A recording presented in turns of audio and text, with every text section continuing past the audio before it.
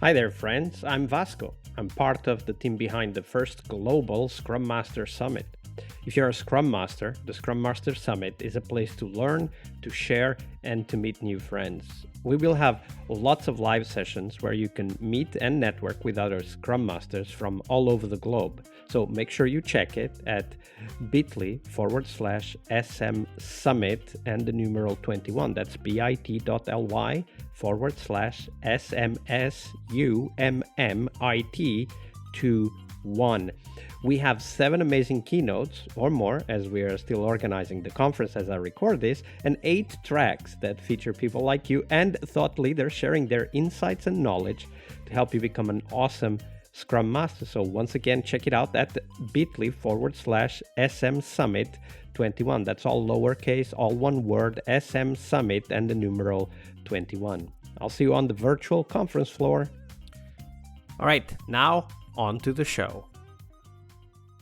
Hello, everybody. Welcome to a very special bonus episode. And today we have Christian Heidemeyer with us. Hi, Christian. Welcome to the show. Hi, Vasco. Nice to be here.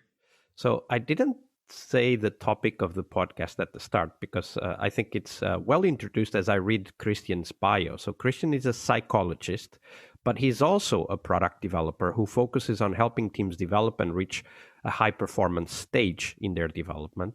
He does this thanks to his research on great teams. I mean, after all, he did his, is it master's or PhD? It was my master thesis, yeah. Master's thesis on great teams. And through a product that he's been developing lately, and he's also selling that to companies that want to help their teams succeed. The product's called Echometer and makes it easy to run awesome retrospectives and keep the metrics that help the team reflect in the future. So, keep kind of an evolution of the team over time. Now, Christian, we'll talk a lot more about what your research is. Let's start first with the book you wrote. It's actually a free book, so I'll put the link in the show notes. And that's about the psychology of work and how that can help us create better workplaces. You start by, I think, criticizing some of the most popular takes on team psychology. For example, you take issue with the 5 dysfunctions of a team, which has been actually featured here on the podcast many times.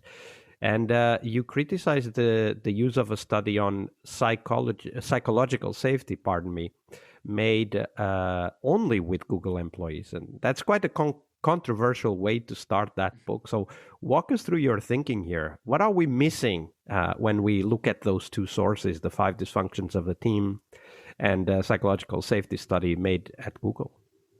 Yeah, great question. Firstly, regarding the psychological safety study, you already said it, and that's my main argument. Psychological safety, this popularity of this construct is because Google conducted a study with their own employees over a period of long time, and then we have this results. Okay, the most important factor for successful teams at Google is psychological safety, and that's my main argument, that we have the classical sample bias. Because when you look at Google as an employer, they are probably one of the most popular employers on the whole world, and the people who work there probably are not the average worker and the average team. And that's my reason regarding psychological safety, that you have to be aware of this fact, that it may not be applicable to every kind of team. What I'm still saying is that psychological is really really important, and it's definitely a good construct to talk about in teams. But I just want to make aware of that fact. And then regarding the 5 dysfunctions of a team, yeah, it's a similar argument, but in that case, I'm a little more drastic because it is the idea of a consultant who is a very, very good storyteller who writes this book, but there's no study I know about who's researching this construct, this model of the 5 dysfunctions of a team. And what I'm saying in my ebook is, there are models where thousands of scientists thought about and where they made studies about that, in my opinion, would be better to use to develop teams. I will give you a different example. So there is a nice little story about a psychologist who made a little study, and he developed a personality test. It's 50 years ago, I think.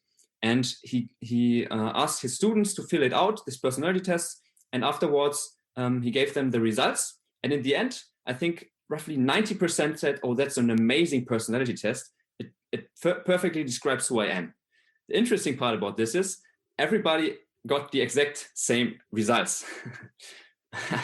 So yeah, and as a psychologist, I would say it's not a valid test. It's like a horoscope. It just gives you what you want to hear. And this is kind of comparable to a bad psychological model, that it gives you what you want to hear and you think, wow, this is perfect, this helps me a lot. But a good psychological model is better at differentiating what's actually the kind of the problem of the team. And in the ebook, I'm talking about models that are better validated from a scientific. Can you give us an example of a model and maybe a little teaser as to what model you've used to develop Echometer? Yeah, sure. There are many models. One of the headlines of my ebook is this flow. You know, when you get into a flow, it means that the capability you have and the complexity of the task is in perfect balance. So you know exactly what to do. You completely dive into your work and forget about everything else. That's a status you sometimes have when you play computer games. And this is the reason why you are so intrinsically motivated when you play computer games, because it's so much fun and it's a perfect task. This computer game. And one of the models to create flow, and I'm talking about that in the ebook too, is the so-called self-determination theory. The basic topic of this theory is, okay, how do I create intrinsic motivation? I mean, probably most of you know how to create extrinsic motivation. You give people more money and then you think they are more motivated. But I guess we all know that this is also like not the perfect way to motivate. Even better would be intrinsic motivation. And now I'd like to give you a little hint what it is about. The theory, the self-determination theory, says there are three things you need to develop this intrinsic motivation. Firstly, you need a feeling of autonomy as an employee, and a feeling of competence, and a feeling of relatedness. You need to feel related to the people you are working with. You need to feel like you can decide on your own what you want to do. And you need this regular feeling of, okay, I'm good at this and I'm developing. These three things are important to feel intrinsically motivated, to give you a little example. Now, as we start going through the research you've done, you talk about flow as you just described, but you talk about it as a concept that can help teams and individuals reach that high level of performance we are looking for.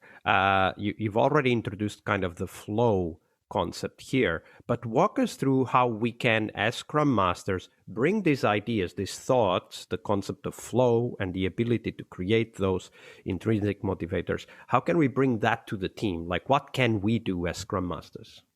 Yes. So, yeah, as you already said, like our tool Echometer is about retrospectives, because I personally am also a Scrum Master. I am also a huge fan of retrospectives, and I think that's one of the most important events in this Scrum process. So what you could do specifically is use one of your retrospectives to use this model I just talked about. And there are more models in my ebook, but this is what would be one example to check how autonomous, related, and competent do people feel in your team. You could check this, and you can ask this in the team and let people rate. And then you have a clear guidance. Okay, the problem apparently is this feeling of competence. So people don't feel, for example, don't feel competent. What can I do about this? And then like a solution could be, okay, we could have to think about how can we have better feedback processes so that people regularly know, how am I performing? How good am I doing? And just as a side note, I guess many of the Scrum Masters who listen to this podcast also don't really know, how am I doing as a Scrum Master? Does the tool actually develop? Am I working? Am I good at this job? And that's one of the ideas of Echometer, this measurability aspect you talked about, this regular health check that you can see for yourself as a Scrum Master. Am I doing a good job or not doing a good job? Because that's really important. Yeah. So let's say that, we start using Echometer and we actually get a good insight as to where those three characteristics we are looking for are, right? The three, the relatedness, the competence, and the autonomy. What do we do now? Let's say that you gave an example. Let's say that the skill level is not right. Okay, great. Let's break it down for our Scrum Master friends. Like, how can we take advantage of that kind of information and even the over time evolution in our teams? Yeah, like as I said, what you would do in this retrospective is get the status quo. And in the best case, you then know, okay, one of the three factors maybe is the problem. Similar to the 5 dysfunctions of a team, you would know, okay, it's fear of conflict. That's the problem. And so now you know, where do I have to work on? And then, in my opinion, this would have to be like a continuous topic. You would have to look at this continuously. And as always in Scrum, iteratively think about action items, what you can do with this. So first experiment maybe would be, okay, people don't feel competent. Let's in the next sprint, I don't know, maybe say, okay, everybody has to give feedback to somebody else in the team and give say to them one strength they have, for example. And that would be like a first iteration. And then you have to think about, okay, how could this be a process so that this is not only like a one-time thing, but a regular thing we do. So it's a little bit like having these thermometers on those three characteristics, and then together with the team kind of deliberately having a conversation about, okay, so if, for example, if relatedness is the problem we have, like how do we tackle it, right? Like we all feel that relatedness is at the 3 instead of a 10. Where should it be, or what should we do to get it there? Right. And when you talk about relatedness, there's one thing that very often here on the podcast, we hear suggestions of retrospective formats that are all about creating an increased sense of relatedness, right? The beer retrospective, the walk by the seashore retrospective, the social games retrospective, right? So even the format we use can help increase some of those 3 aspects that you described. Absolutely. Yeah, absolutely. So the format, and I love like the different methods you can use in retrospective. I think they are really, really helpful, all those metaphors to create this feeling of togetherness. And it just makes us more appear like humans. And this is like the precondition to actually feel this relatedness. So that's a good idea. And like maybe also interesting for the Scrum Masters to listen, we actually just published a new little tool, which is called Echometer.org. Which is similar to the retromat, like with many different things you can use in retrospectives. And this Echomet, this is more based on science. So the basic idea is that you don't start with a creative method, but you start with what's the psychological challenge I currently have. And then based on that, look, okay, what would be the right kind of workshop to conduct with that team? Yeah, that's a great reference. I'll put the link to echomat.org on the website so that people can easily go and check it out. Now, there's another topic, though, you talk about in the book, and that is the concept of mindset. And in fact, we're just writing a blog post, or you are writing a blog post for us to publish about exactly that idea of mindset.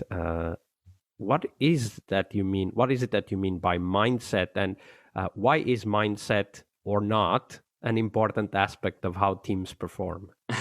Yeah, great question.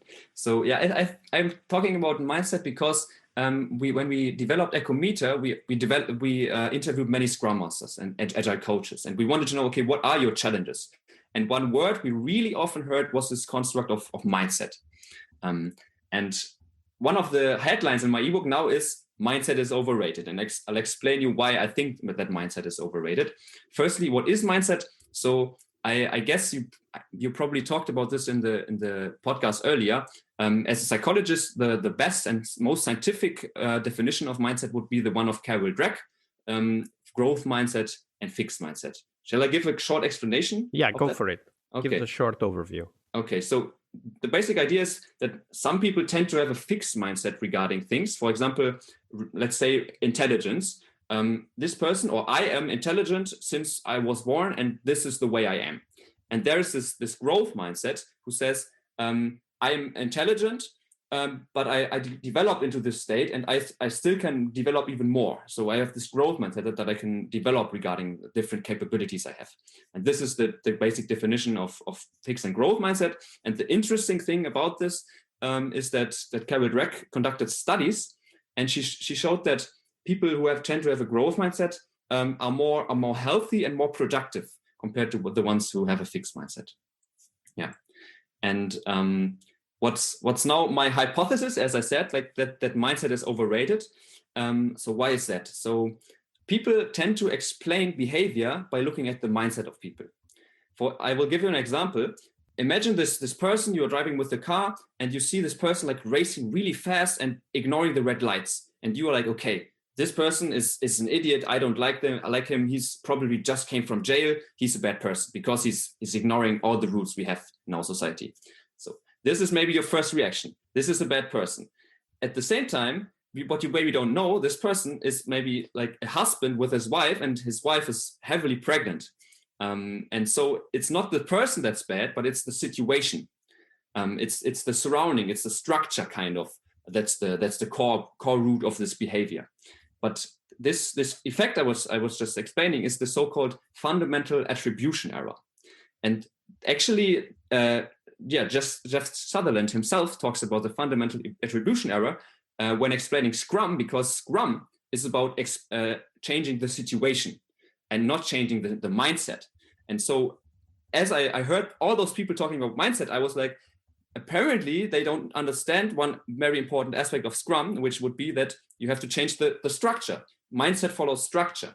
So it's good and it's important to work on mindset, but it's also important, and we shouldn't forget this, to work on the structure.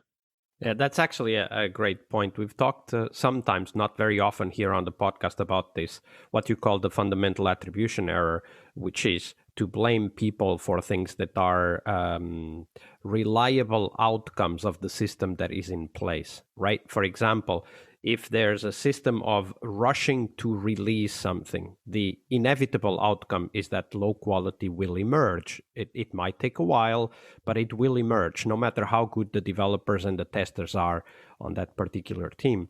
And someone whom we've referred to here on the podcast before was W. Edward Deming, who did a lot of work on productivity and processes, and of course also on qualities behind the total quality management movement. And that's one of the things that he says, right? You don't change people, you change the system. The phrase is, a bad system will beat down a good person every time.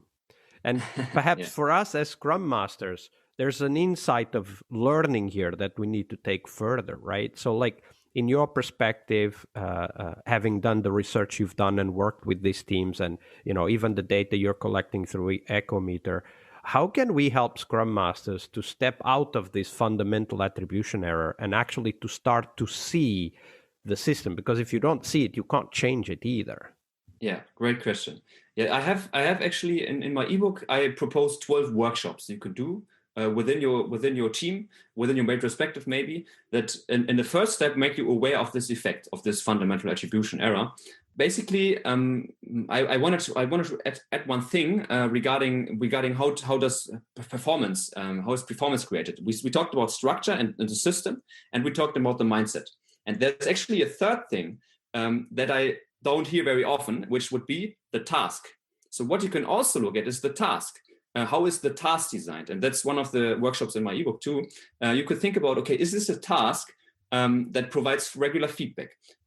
We talked about computer games earlier, and computer games are amazingly good at creating a great task, because you every single time you get a feedback, okay, I'm at the next level. And this is, oh my God, I feel competent in that moment. So you have to look at the system, the mindset, the person, but you can also have to look at the task. And what you could do in your retrospective also would be like a task analysis.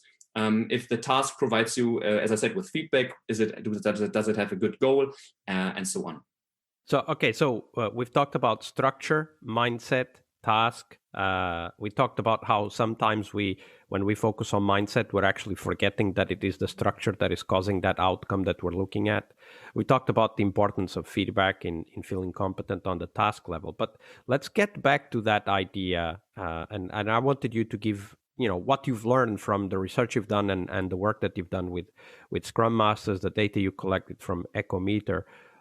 And maybe it is one of the workshops that you mentioned in the ebook, but how can we start to help Scrum Masters learn to see the system? And the reason why I'm asking this question is that a while back, in the first 2 years of this podcast, the Friday question was always the system question, where we talked about, what are the aspects outside the team that affect team's performance, right? Could be structure, could be policies, could be relationship, whatever, right? And my own feeling is that as Scrum Masters, we don't often talk about that, the effect of the system on the performance of the team. So how do you do it, Christian? Yeah, I will give you one very, very specific thing you could do, which also comes actually from psychology and clinical psychology. Sometimes if people are ill, like psychologically ill, what you do is change their environment. You put them in a completely different place where everything, all the stimuli be around you are different. And then sometimes if the people come back into the environment, the repetition begins and you have the same problems as before. But what you can thereby do, what also is part of the system, is the environment. So what you could do as an experiment with your team is work in a completely different office, theoretically. You could go into a completely different place, which could be like, it could be an open space, or maybe like the opposite. Everybody has the same office, but you would meet every hour. And thereby see what does this change, this change of the system, what does this change on behavior and on the performance. And that would maybe be like a nice experiment to just see, okay, does it change something in the team? Yeah, absolutely. That's a great point, is that the system is not only the people and the rules around us, it's also the space, right? And how the room layout is, and how do we start the daily meeting? Like start the daily meeting with a different ritual and then see how that affects the daily meeting. That's a great point. Now, for us as Scrum Masters, there's also that, I would say, this unknown aspect of mindset. We very often use the term, and we very often blame the inability of performance of some of the teams on mindset. They don't have the right mindset. Like I hear this a lot from Scrum Masters talking about leaders, right? They don't have an agile mindset, as an example. But let's break it down for our Scrum Masters friends. Like, how do we tackle mindset? What do we look at? Maybe even some exercises that we can bring to retrospectives to start working on mindset with our teams. Yes. So one really important thing is awareness of this. So people have to know about this definition of fixed and growth mindset, and made to be aware of this. I will give you an example here again. So many cultures in companies still have this attitude of, for example, okay, the worst 10% performers, they get fired because they are the worst 10% and they are out. And this is a really clear sign that we have a fixed mindset, because what you show to everybody else is they can't be developed, they can't be changed, they have the wrong mindset. I don't like them, I don't want them, kind of. So this is, as I said, as a sign. And what you have to make sure in your culture, and it's like often it's like the whole company culture that would be important here. It's not only a single team, but you can start in your team, obviously. Is that you have to make aware of this, that many things that you say and that you show to others are a sign if you have a fixed or growth mindset. So one of the first steps, if you want to work on mindset, would be to talk about the two constructs in your team, and maybe even there's a test online you can do and check like what's the status quo, every individual, what kind of mindset do I have. That would be a first start to just make aware of this. So I'll put the link to that mindset evaluation test on the show notes so that everybody can look at it. For me, one of the important things as Scrum Master is to also understand that as we work with mindset, we need to understand that we're not trying to change people, but we are trying to create the conditions for them to change themselves. Like you've done some research on this, you've probably heard about many examples of how mindset has evolved over time. Like what have you seen actually works to help teams not just be aware, which of course would be a first step, but actually to deliberately work on their mindset, how they see the work? Yes. I wouldn't say it changes mindset, but it changes behavior. And actually, when you talk about mindset, we always what we want is that people behave in a different way. So I will give you a hint how to change behavior, which is called nudging. I guess you probably also talked about nudging in your podcast. And the basic idea is that you give small little nudges that make people aware of things that also change behavior. And I will show you, I will explain you how Echometer does it. We put into the retro regular very specific sentences that show the right kind of behavior. For example, I regularly receive feedback on how good my performance is and how I can improve. This sentence would be reflected on within the retro. And independently about what the discussion is about, in the next 3 days afterwards, what you will see is that there's more feedback in the team regarding performance and the sentence. That would be nudging, and it does change behavior, at least short term. So that could be a start to make regularly aware of the standard you want to have in your team. Yeah, absolutely. Actually, the two things that you said there. First of all, that having the right phrases visible and read and reflected on will influence behavior. So that's definitely one of the things that we want to focus on. But then the other thing is, you've also talked about it before, which is that we need to be deliberate about giving behavior feedback, right? So that's also another thing for Scrum Masters to understand. Okay, so what kind of behavior is right? And, they read your ebook, they'll figure out some of those behavioral patterns that are useful for teams to perform, and then to give feedback on that, right? As Scrum Masters, we can do a lot by just modeling the behavior, but also giving feedback on the behavior to our team members. Yes. And what's also really important always is, which is one of the core ideas of Scrum, that you don't make people do something, but it's always their decision. This is this topic we talked about earlier, autonomous behavior. So you never can say, okay, do this differently, but you can offer people to behave in this way and give them feedback, but it's always their decision. And if they don't want to do it, they don't want to do it, and it's okay. And let them be how they want to be. That's important again. Absolutely. At the end of the day, we need to decide whether we want to continue if things don't go well. All right. Christian, it's getting close to the end of the episode, but before we do go, please share with us, where can people find out more about you and the work that you're doing? Probably the best way is to follow us on LinkedIn, like Echometer. We have a very green logo, so you probably recognize it. And if you want to have some insight regarding psychology, you can also follow me privately on LinkedIn, which would be Christian Heidemeyer. Absolutely. We'll put the link to both of those on the show notes so that people can easily find you. Christian, it's been a pleasure. Thank you very much for your generosity with your time and your knowledge. Thanks a lot. It was a lot of fun. And I hope that I will see some of your listeners in my community too. We really hope you liked our show.